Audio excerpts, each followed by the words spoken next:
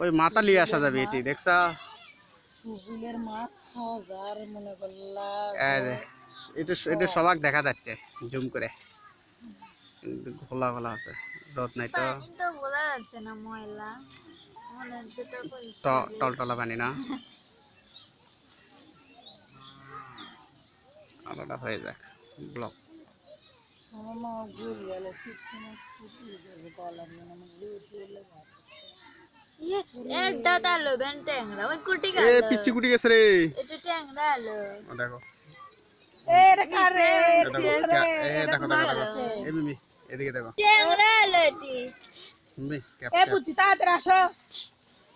মশাল এদারা